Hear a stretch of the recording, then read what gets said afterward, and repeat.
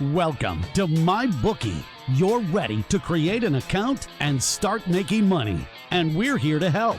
And remember, you can get a bonus of up to $1,000 on your first deposit. Now you're ready to bet. Just go to mybookie.ag, visit the sportsbook, click on your bet, and input the amount you want to risk or win in the bet slip. Yes, it's that easy. Just remember, at MyBookie, you play, you win, you get paid.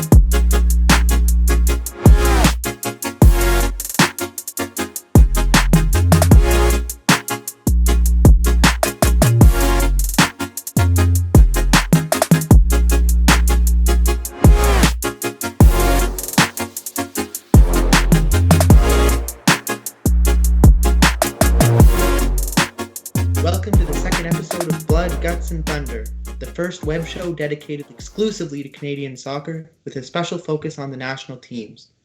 So what happened after a year of waiting and cancellations and more waiting? We finally saw the men's team in action.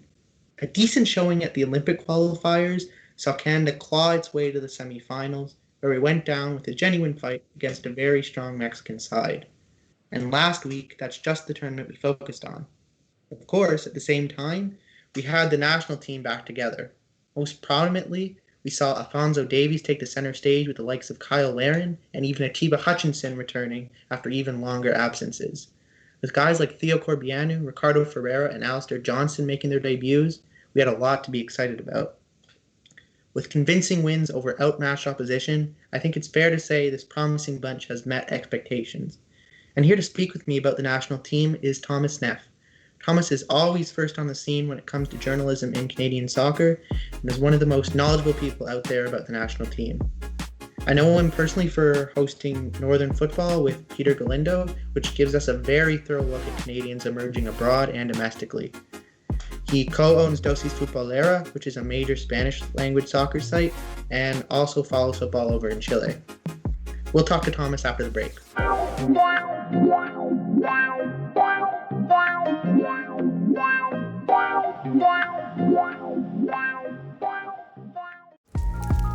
Feel the crackling, steam escaping from your taste buds, burning and yearning in anticipation of hard work paying off.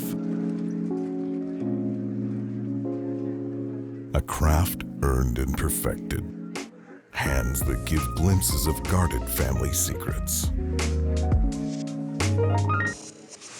Taste the air, you dance with the flames.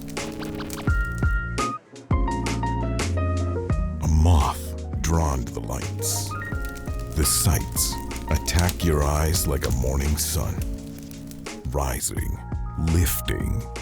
Your soul has awakened.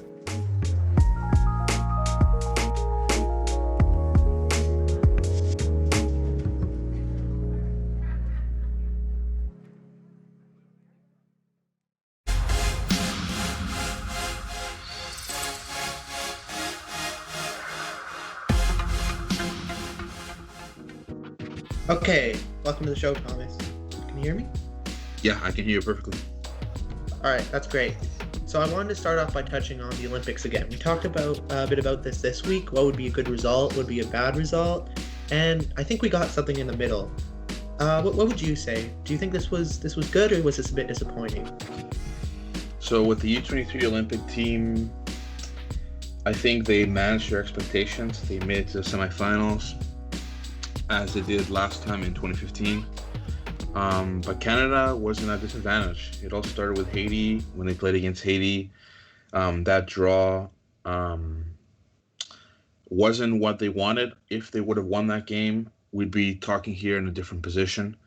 I think against Honduras, when they scored in the 28th minute, and then Honduras tied the game 2 minutes later. And then, honestly, against Mexico, I thought a 2-0 result was fair. I thought the result could have been a lot higher on Mexico's favor, of course, considering how deep Mexico's squad went. The truth of the matter is, Haiti called up 9 European-based players. Honduras is in season. Their league is currently ongoing. And in the case for Canada, out of the 20 players, 15 of them are playing North America, MLS, USL, and CPL, with only 5 of them playing in Europe, and 2 of them are backup goalkeeper, so really 3. I just didn't really see this team led by Mauro Biello really come together as a unit. At the same time, it isn't always. I wouldn't put it all on Biello, because they haven't been together. The men's team and the U23 team, they haven't gone together in more than a year, right? More than 400 days. So in that sense, there's always going to be challenges, as opposed to a Honduras team, a Mexico team that have gone through a 2-3 year process. And also, I'm not sure if this exists in Canadian terms, but in South America and Latin America, we have something that's called a microcycle, where you just get together with local players and you train for 2-3 weeks. And I feel like that's what Canada Soccer needs to do if they want to get familiarized with the team. Personally, I saw some brilliant individual performances from James Pantemis, Derek Cornelius, David Norman Jr., Lucas Diaz, Tajon Buchanan. But overall, unfortunately, it just lacked execution. And talking about execution, they had it was nice to see a guy like Bulu Tabla really go back to his form. He played well considering how little minutes he had last year. And there's gonna be 4 or 5 guys of this team that will get a recall, I'm sure, to the senior men's team. And but I think Canada, they need to start looking at different strategies so that it doesn't happen again for these youth tournaments. I'm happy that obviously with the CPL and doing some scouting in USL in Europe, we have a different team than we previously had to the CPL and not just CPL, but like I said, scouting in Europe, scouting in the USL. I think that's really helped them because, heck, you're looking for Canadian eligible players, something that before in youth teams doesn't happen, right? How many times have we seen Canada Soccer just pull a 23-man roster and just full of Vancouver Whitecaps, Montreal Impact, and Toronto FC players? And that's the other thing, Toronto FC. I mean, they had a COVID-19 outbreak. They didn't release their players. I think that impacted them. If you had Liam Fraser, or you had not just Liam Fraser, but if you had other guys from there, Jacob Schefflerberg, you might have made the difference. Now, if Theo Corbanu would have been playing for the U23s, or Frank Stirring would have been playing for the U23s, These are players that I think would have made a difference, but unfortunately they weren't there. They weren't allowed to be let go by their clubs in the FIFA break. Considering that this U23 tournament is out of the FIFA break, so they went on the senior event. And I think even Harry Payton from Ross County would have given us some much needed depth in the midfield. One thing I'm curious about, just one more Olympic question. A lot of people were sort of split about how good or how bad the performance was against Mexico. And yeah, that's something you're kind of touching on with Bielo's tactical element. Do you think we parked the bus well for the first 55 minutes? Like, do you think it's commendable that we didn't let in a goal for those 55 minutes, or do you think we just got lucky? I think a bit of both. I mean, yes, they parked the bus. They played defensively and they didn't let Mexico score, which I think is an accomplishment of sorts, considering how strong that Mexico team is. They have players that are first-team players in Liga MX, like Macias, Uriel Antuna. The whole Mexico team has a very, very high value. But at the same time,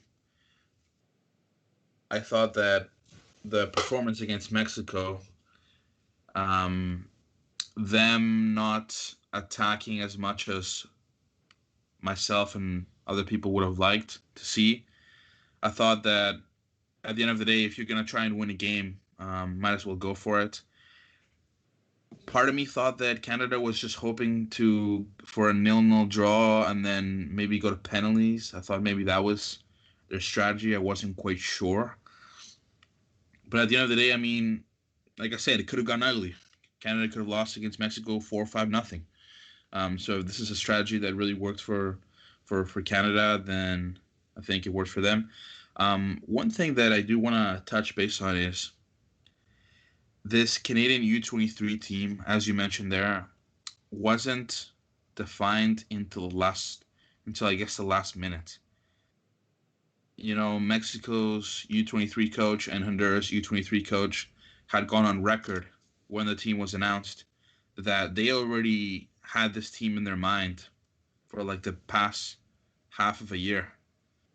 So you have a guy like Harry Payton at Ross County who wasn't let go by his club, and it kind of makes Bielo, I don't know about pulling the trigger, but it makes him look for alternative options. Right. And I definitely I definitely get the sense that you're not disappointed per se, but I can still hear disappointment in your voice because like a month ago, it felt like this Canadian Olympic team, it felt like they were capable of more. They didn't get the TFC players. They didn't get a lot of their players from Europe, which was expected, but and we didn't get blown out or anything. But yeah, there's just this disappointing feeling we can't really quash. But more on a more positive note, the Canadian senior team, at least I think reasonably you have to say, they did a lot better. They met expectations. They beat two teams they should obviously be beating pretty badly. And I want to talk about a bit more about that. So in regards to the 5-1 win over Bermuda, the 11-0 win over the Cayman Islands, who stood out to you the most? Who do you think performed the best? Well, obviously you have to talk about Alphonso Davies and Kyle Larin. I've said this before, and I'm going to continue saying it. I think Alphonso Davies at left wing as a forward is the way to go. It's okay to play him as a left back in these weak opposition, but the truth is Alphonso Davies is most effective when he is playing as a forward. Obviously, he's a Bayern. He cannot compete with Robert Lewandowski and those players, Leroy Sané, because obviously, look for an eye for an eye. Those players are just stronger, period. But for Canada, that's where you want him. I think he's very effective in that position. Cavallini, who got unfortunate, and we'll talk about the Cayman Islands game after, but Cavallini, who was unfortunate, Against Bermuda, I thought he had a solid game, although he could have scored 2 more goals, one that went off the crossbar and the other one that just went out wide. Kyle Larin, I mean, the thing for Kyle Larin is when he was called up in 2014 for the first time, coming out of NCAA, going first overall in the MLS Super Draft. He was the only forward that Canada really had and could count on. But you see a guy like Jonathan David missing this camp because obviously his club, or as you said, the French Federation, put on a strict COVID-19 protocols, and it's almost like he wasn't missed. You know what I mean? Like Jonathan David, not being there, like Canada still got the job done either way. Same with Scott Arfield, same with Jonathan Osorio. For me, what stood out in the first game was Richard Larea, Elsar Johnson. I thought he was a bright spot for the team. Milan Borjan, well, he didn't have much to do, but the one error leaves him with some question marks, but not too much. I mean, he's still Canada's number one goalkeeper. He's still Canada's best option at the end of the day. Even though they didn't have much to work to do, I think the center back duo of Steven Vittoria and Kamal Miller was solid too. For me, Stefan Eustáquio was one piece that stood out. He's linked with Porto. He just moves the ball so well, and he gives you that different element that maybe the Canadian player doesn't have. I thought he was very good. Another player that I really, really liked were the two subs that came on. I thought that Theo Corbanu and Liam Miller, when they came on, they really changed the tempo of the game a lot. Actually, I thought that the game was getting really slow, and it was 4-0 Canada or 3-0 Canada at the time, and Corbanu and Miller came on and they really changed up the game. It was really interesting to see. I thought Junior Hurley was sloppy at times, but that's what you can expect from these games. I mean, he hasn't been playing as much as he's used to back in Cardiff City in the English Championship. And Canada have options in every position almost. It was great to see some rotation in the second game, but in the first game specifically, I thought the score could have been 7-0, keeping a clean sheet, scoring 2 or 3 more, 7 or 8-0. But at the same time, Bermuda have had some players playing in England in League One or League Two. Not many though, but they had some. And we were talking off air. I think Suriname in the June window is going to present a much tougher challenge for the Canadians. Yeah, and we're getting right to them. Someone I'm really glad you brought up, and someone who's just not getting enough attention, frankly, is Stefan Eustáquio. I completely agree. Yeah, he's likely moving to Porto in June, as you said.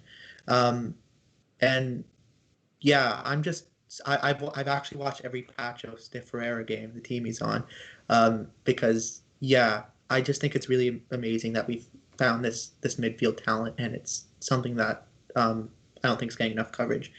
Do you think he can? Some people are saying like he's the replacement for Atiba, and like, do you think he can fill such an important role in the midfield in the future? Like, even if he's at Porto, do you think he can fill that void?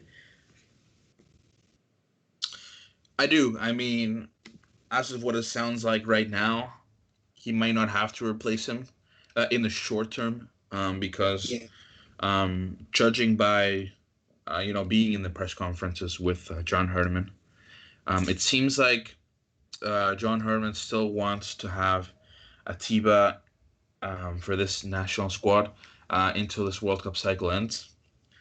So in the short term, he might not even have to replace him, but in the long term, 100%. Yeah. I think if Eustáquio is playing at Porto or moves to a top 5 league, such as France, La Liga, Bundesliga, Premier League. He's such a smart player. Like, he's so fun to watch. He is. He's a very talented player. I think Portugal were interested in him for a reason. Although I think that obviously Portugal monitor 40 or 50 players at a time, their senior men's team. So he's definitely going to be much more utilized at Canada than he would at Portugal.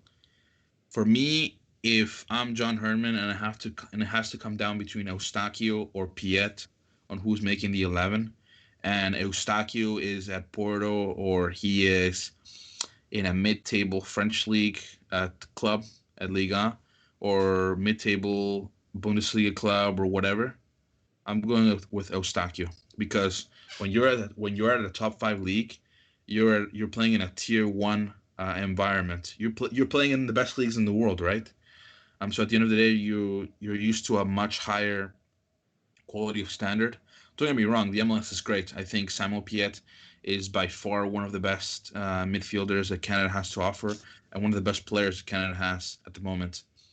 But I think given the options that Canada has, it's going to be a difficult problem for John Herdman to really decide which 3 midfielders really start for him. We know how good Marc-Anthony Kaaya has been.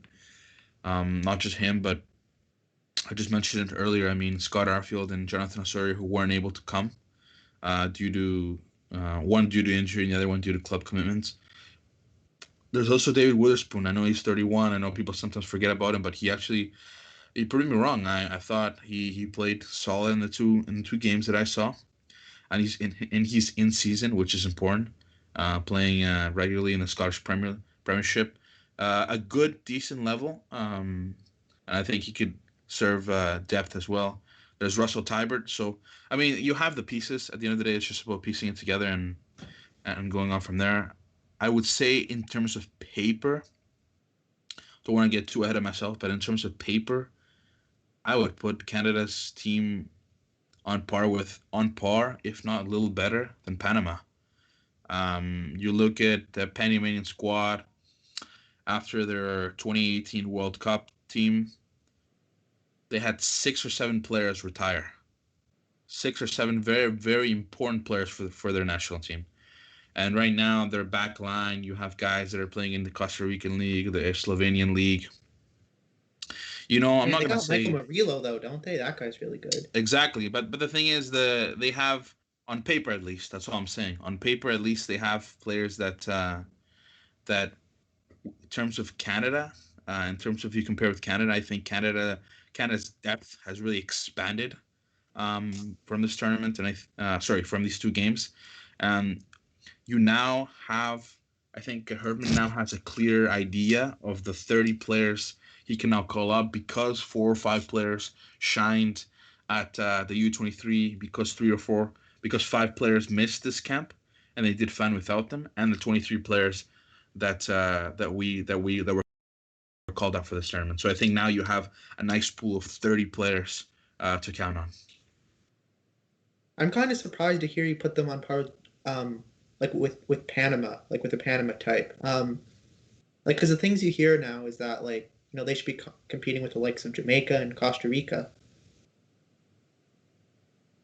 Do you think there's anything to that, or I mean, I don't know. I think Costa Rica, I wouldn't say completely yet. I think Costa Rica are still producing a lot of players. They're still exporting a lot of players, and they still have a lot of players in their top 3 clubs in their own league. One of them actually being their captain, actually, of the national team. I think it's Jamaica. We are on par. I would say it's just a little bit better. The thing is, it's one thing on paper, and it's completely another thing on the pitch. I mean, sure. Jamaica right now are in an interesting position, because Jamaica, they're dual nationalizing players like never before. I mean, you look at England, how many players in England across the Premier League, Championship, League One have dual nationalization? The numbers will astound you. And I think that's what Jamaica has done. I know they have Leon Bailey that's playing at Bayer Leverkusen. That's just one player of several that they could get. I mean, that weren't born in Jamaica, but that have Jamaican citizenship. If Canada don't make it to the 8, the ocho, the octagonal, it will be a massive disappointment, right? But I think they have, considering on paper what they have the talent to make it there. For sure. And then one last thing I want to touch on, I guess this is in regards to the Olympics, is who do you think could make that step up from the Olympic squad to the senior squad? Yeah, I touched on. I think James Pantemis had a great performance. I think he was one of the best goalkeepers at the tournament, actually. But the thing is, at goalkeeper, you have an interesting problem because unless Dane Sinclair isn't a starter for Minnesota United and Milan Borjan can't travel from Serbia, I think he slots in there nicely.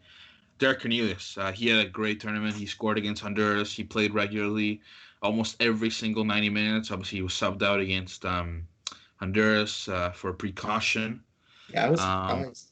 yeah, I know he had a good tournament. Considering how he's been hasn't been but he's gone down on Vancouver Whitecaps' radar. He's not the player that Vancouver. Like at one point, he was considered Vancouver's number one center back. I hope that with this performance, he can prove Mark Dos Santos that this year he can play. Because it's one thing to do it with the national team, but it's another thing to be doing with club. For me personally, the burning question for me is the center backs with Canada, because not because we're gonna be in trouble, but because there's just so many unknowns. If Derek Cornelius isn't playing with the Whitecaps, if Kamal Miller is not playing with Montreal, I don't see how you can call them, because they wouldn't be playing regularly. They would be not getting a lot of minutes. So that's one guy. That's two players, sorry. Pantemis and Cornelius. I think Lucas Diaz, captaining him is a must. I'm surprised we didn't play Lucas Diaz. I'm surprised we didn't get Lucas Diaz. We didn't play. Marabio didn't play Lucas Diaz enough at the tournament. That really surprised me. And the other player that I would say is Tajian Buchanan. I think he was solid against El Salvador. And depending on what position he plays this year at his club, New England Revolution, whether he's a right back or he's a forward, I think he could be a nice addition. If he's a right back, he has some competition with Elsewhere Johnson and Richard Larea. But if he's a forward, then right after Liam Miller, there's only 2 or 3 options, such as the likes of Teshak Andeli and Tosin Ricketts. So there you start to see that. Obviously, if you're gonna go with a new player in the player pool, you're gonna have to go with a younger player, which has projection, right? So those are my 4 players that I think Canada should either recall or call for the first time. And you touched on Dane St. Clair, and for me, that was one of the more puzzling things about this window. I didn't expect him to be the third keeper going into these games, and regardless of how well Pantemis did, and I think he did well. I think people are too angry about mistakes he made against Mexico and Honduras, when overall, like, he kept us in this tournament. But do you think it's a bit strange that St. Clair was kind of relegated to the position of third keeper when he probably could have started at the Olympic tournament? Like, he didn't sub on or anything. Well, I mean, he wasn't allowed to go to the U23 tournament, the Olympic qualifier. So for me, everyone knows that Milan Borjan is the number 1 goalkeeper for Canada. Max Crepeau being the number 2. Dane Sinclair, I actually tweeted this out a couple hours before the game, and I would have loved to see Crepeau play half against Cayman Islands, and then Dane Sinclair playing the other half. Yeah. Now, I'm not saying that Dane Sinclair, just because he didn't play for this game, he's going to turn on Canada. I don't think that's going to happen. But Canada hasn't kept him. He's eligible for Trinidad and Tobago. Yeah, if they would have played him in this game, even as a 90th minute substitution, he would have been capped out, and it would have been he would have been in Canada's system, officially and technically, right? But yeah, no, I think I'm sure we'll see Dane St. Clair at some point. Obviously, he won't be with the U23s anymore because that's done.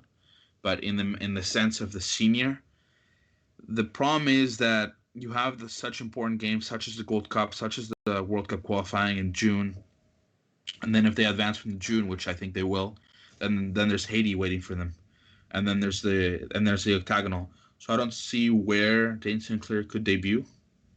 I guess he could debut unless Borjan and Crepeau, both one of them gets injured, and they have to send an A team to the Gold Cup and a B team, an A team to World Cup qualifying, and a B team to Gold Cup. Then maybe that's happening. But honestly, I don't think they have to, because if you look at the dates, the two games against Suriname and Aruba are in early June, and the Gold Cup starts in early July. So you have a month. So you should be more than enough. It should be more than enough to play both the tournament and the two games. But I think Dane Sinclair, in my opinion, now unless he's like absolutely like lights out in the MLS, he should be a number 2, perhaps could challenge Maxime Crepeau. But the thing is, Maxime Crepeau has already 6 caps for the national team. So I feel like sometimes, in terms of hierarchy, I think national team caps do matter. Your club situation matters 100%, but I think when you already have 6 caps and then Dane Sinclair has 0, I think it's clear. And who has been around the longest, of course. That's another thing to consider. I think Maxime Crepeau takes number 2 at that moment. But you're right. I would love to see Dane Sinclair play at some point. I was hoping he would get a half against Cayman Islands, considering how much Canada had almost little to nothing to do against him. In fact, I'm not even sure if they recorded a shot. No. No, exactly. And but you also have James Pantemis. I mean, when Canada finishes this World Cup cycle, either by being in the World Cup in Qatar in November of 2022, or if they get eliminated in the 8 or before that, whenever that ends, for me personally, I think it's Milan Borja's time to hang up the gloves. He's already retiring from club level in June of 2023 with Bratislava Belgrade, Serbia's best club.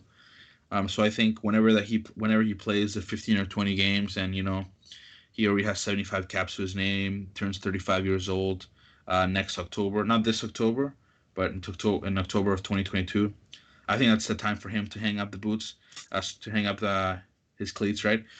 Because with Canada hosting the 2026 World Cup in Canada, obviously Canada is always going to have to play in home soil. They're not going to put their home games in Mexico or the U.S., but then you have Sinclair, then you have James Pantemis, and then you have Maxime Crepeau. So you don't have to count on Milan Borjan to be 40 years old to play that 2026 World Cup. Then you have those 3 goalkeepers, and there's more goalkeepers that are coming either through the CPL or some more European youth academies in Europe side.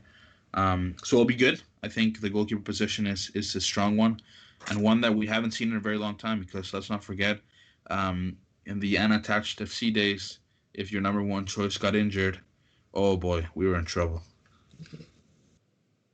Yeah, I agree. It's really impressive the depth we have at keeper at this stage. Like even behind whoever you're throwing in as third keeper, you've got Thomas Hasal, who I think had an impressive season with the Whitecaps. Got Marco Carducci in the CPL. You've got Sebastian Breza, who looks like might go on loan to Montreal this year. Got a lot of promising talent. We're almost at Suriname, I promise. But I want to go over 2 absences who aren't Scott Arfield over this window. Someone who I was shocked not to see, actually, was Maneker James, who was playing in Denmark, and he's on loan in Greece right now. I was surprised to see someone like Joel Waterman get the call over him. Maybe there is a club situation I wasn't aware of in Greece, but I don't think so. Do you think that's something to do with Herdman not rating him, or do you think it's a bit strange he didn't get this call? It's funny you mentioned Maneker James, because I was actually just thinking about him today. But no, you're right. The thing is, Maneker James signed a long-term deal, like a 3 or 4 year contract with the best club in Denmark. Which was He was weird because he hasn't played. Well, that's the thing, right? I mean, he was playing in Hungary. For me, I'm not gonna say that the Hungarian league isn't competitive enough, but I think it's a league that isn't trackable. I mean, it's trackable, but it's not at the quality standard that you'd want it. I think Denmark is. I think Denmark is by far the best league in Scandinavia and a very, very competitive level if you look closely. For me, the Greek league, yes, the Greek league is good enough. I think if in the case for Manchester James, that's a great question. I think next window, someone should ask that question, and it just might be me, because Yeah, no one you talks tipped me off on it. No, I think if he's playing regularly in Greece in that league, he should more than be considered. Let's not forget here that Canada, yes, he has a lot of caps for the national team. I think he could be an option. He's still 27 years old, but he's been a bench a lot in his club in Greece. I mean, he only has 176 minutes in 7 appearances. and it's not a good club. I mean, look, considering where he was before, Yeah, only four starts the previous year. I mean, it's a step up for in sure. a sense, because obviously now he's considered. But no, I think if James is already in Europe, so if I'm James, unless an MLS club offers me a better situation, a guaranteed spot in a starting 11 in an MLS club, I wouldn't go out of my way to come back to North America. But James is in Europe. He's already playing in Europe, so I think if I'm James, I want to stick around Europe as long as possible. But he needs to find a steady club situation. If Manchester James finds a steady club situation, whether that's in Greece, Denmark, Norway, even or anything like that, I think he could easily pick up the phone and call John Hurn himself and say, "Hey, by the way, I just had a full season here in, I don't know, Sweden. Call me. I'm available for Canada's call." And the last guy I wanted to mention before we get to Suriname is Scott Kennedy, who I watched the cup game he had against Cologne, who are a Bundesliga team, and like he shocked me with his speed, his physicality. I think he has a lot of potential from what I've seen. He plays for Jan Regensburg in 2 Bundesliga, and I think you mentioned him. You thought he was deserving of a call. So he was injured this window, of course, which is, and Herdman actually singled him out, which is why he didn't get the call. Do you think he could play a big role at center back going forward? I think so, 100%. Scott Kennedy is very young. He's 22, 23 years old, and he's playing in the second Bundesliga league, arguably one of the best second divisions in the world. So for him, he's had a very rapid rise in soccer, going He's from the broken his second way division. right into the lineup, and that's such a massive step up from the Austrian second tier. It's crazy. Oh, Yeah, go ahead. 100%. Part of me, at least on paper, didn't think he could do it. I mean, he didn't even play in the first division of Austria before going to the second Bundesliga. I mean, that's massive. I think if Scott Kennedy continues this trend and comes back from injury, because we know that he is highly rated by their manager, he's an interesting option. One that Canucks Abroad has been and tips off to them. One that they have been tracking for a while, and John Herman, like the thing about this player particularly, as opposed to other center backs in his position, is that he's young and he's playing at a great level in Europe, one of the best in my opinion, being Germany. So for me, if Scott Kennedy is healthy, he can jump.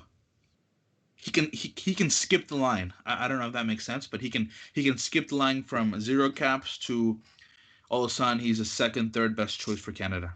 He can break through that hierarchy you're talking about. Yeah, Absolutely. I think Steven Vittoria right now, he's 34 years old. Can be a little shaky at times, a little rusty. Obviously, that happens with his age. He's right now he's their number 1 for now. Dania Henry, if he comes back from his surgery, the K League is a very, very competitive league. And as I was saying before, it really depends if Derek Cornelius and Kamal Miller or Joe Waterman are playing regularly. But Scott Kennedy's an interesting one. Same goes for Ricardo Ferreira. Ricardo Ferreira, let's not forget, has over 150 games of professional experience, many of which have come in the Portuguese league. And he actually got a cap for Portugal. And he's playing for Braga, Portugal's fourth best club behind the big three, Porto, Sporting, and Benfica.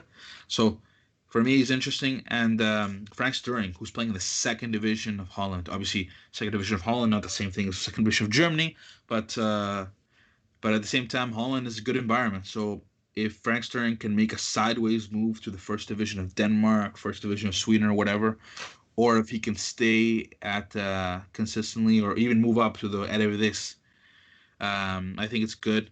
I love to see it. I love to see that Scott Kennedy is being tracked, that Frank Sturring's being tracked, that they finally convinced Ricardo Ferreira, Daniel Henry might be back. Derek Cornelius had a good tournament. Kamal Miller looked good against these 2 games. We'll see how his club situation goes. Like it's all coming together. There's still a lot of burning questions because I just mentioned to you right there like 7 or 8 center backs. So obviously you have to call up only 4 of them, and it's a good problem to have for Herdman because he has 7 or 8 legitimate options available to him. He's only going to be able to pick 4 or 5.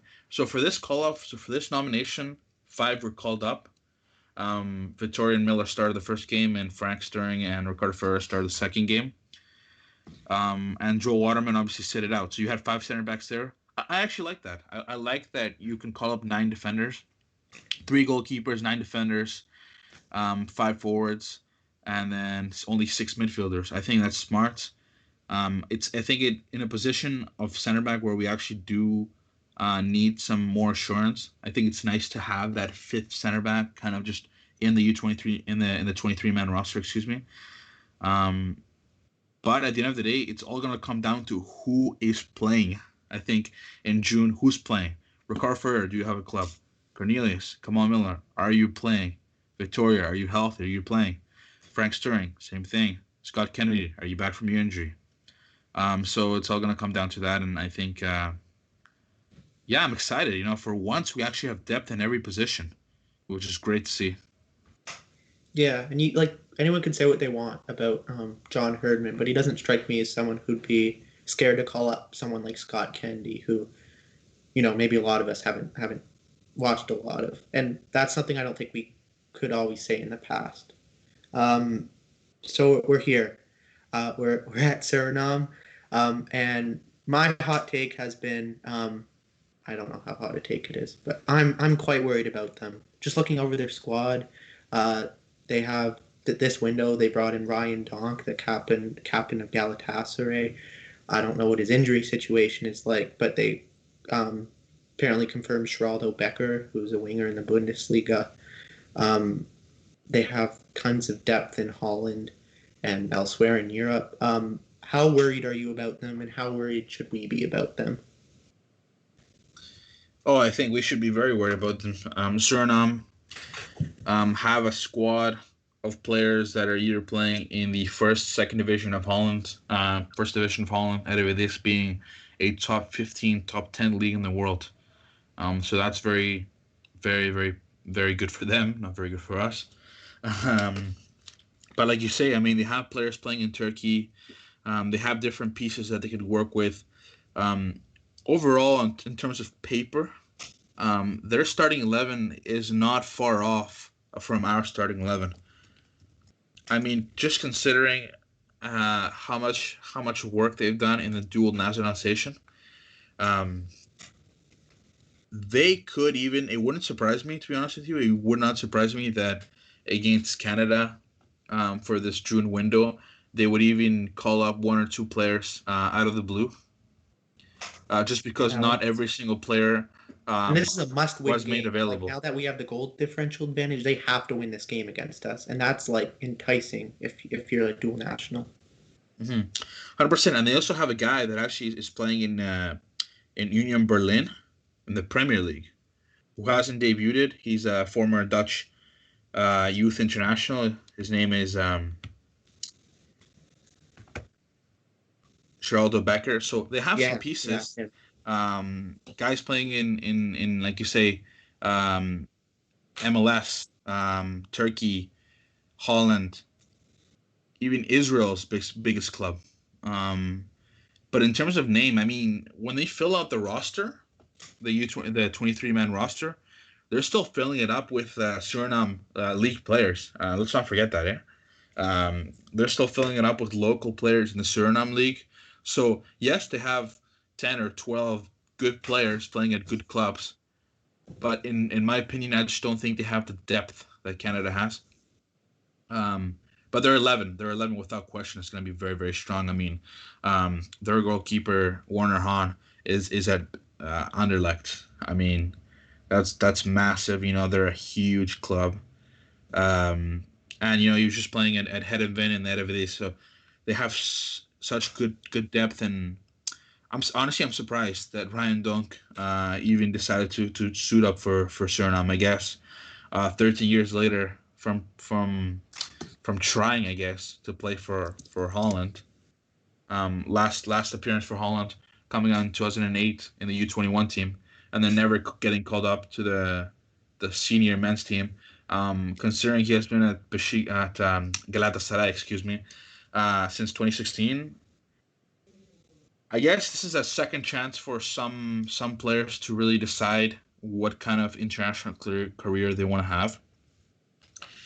And it's interesting for them, and I guess we'll end it on this note, but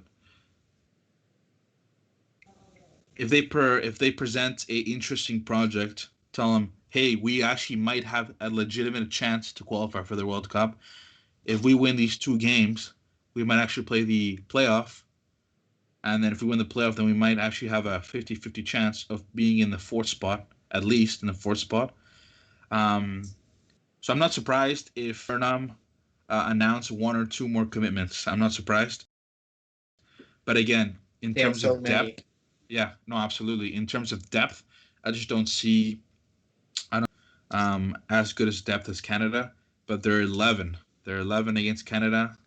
They're 11 against Canada, and Canada's 11 compared to them. I think it's going to be a problem considering the clubs that these players play at. Yeah, I agree. It looks like a real struggle. Thanks for coming on so much, Thomas.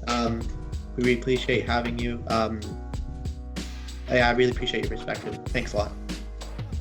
All right, thanks so much. I'll appreciate it.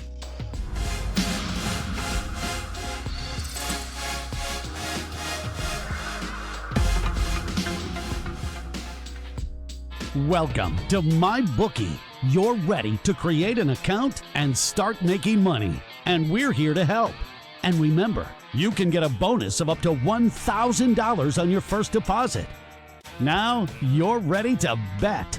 Just go to mybookie.ag, visit the sportsbook, click on your bet, and input the amount you want to risk or win in the bet slip. Yes, it's that easy.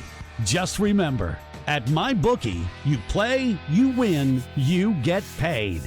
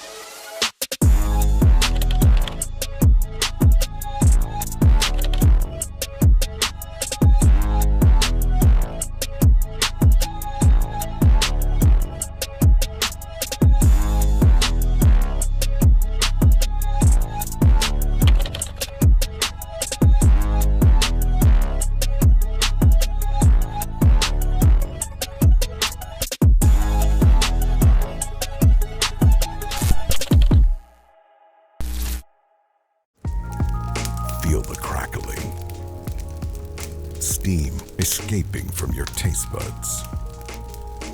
Burning and yearning in anticipation of hard work paying off. A craft earned and perfected. Hands that give glimpses of guarded family secrets. Taste the air. You dance with the flames. A moth drawn to the lights. The sights attack your eyes like a morning sun. Rising, lifting. Your soul has awakened.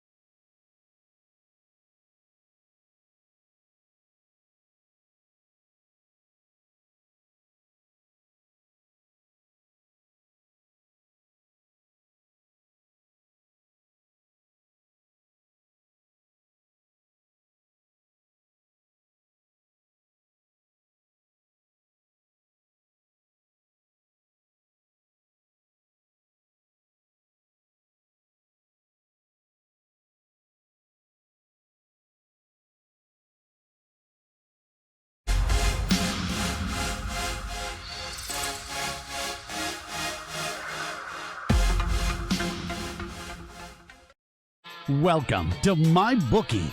You're ready to create an account and start making money, and we're here to help. And remember, you can get a bonus of up to $1,000 on your first deposit. Now you're ready to bet. Just go to mybookie.ag, visit the sportsbook, click on your bet, and input the amount you want to risk or win in the bet slip. Yes, it's that easy. Just remember, at MyBookie, you play, you win, you get paid.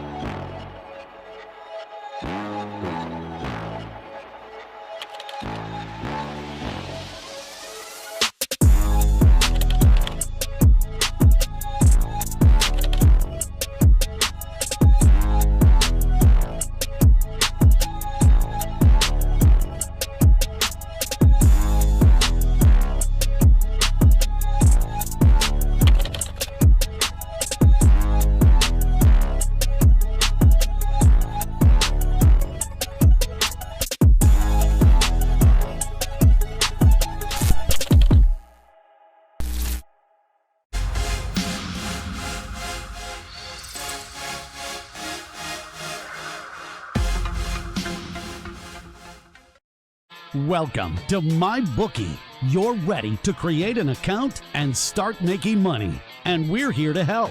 And remember, you can get a bonus of up to $1,000 on your first deposit. Now you're ready to bet. Just go to mybookie.ag, visit the sportsbook, click on your bet, and input the amount you want to risk or win in the bet slip. Yes, it's that easy. Just remember, at MyBookie, you play, you win, you get paid.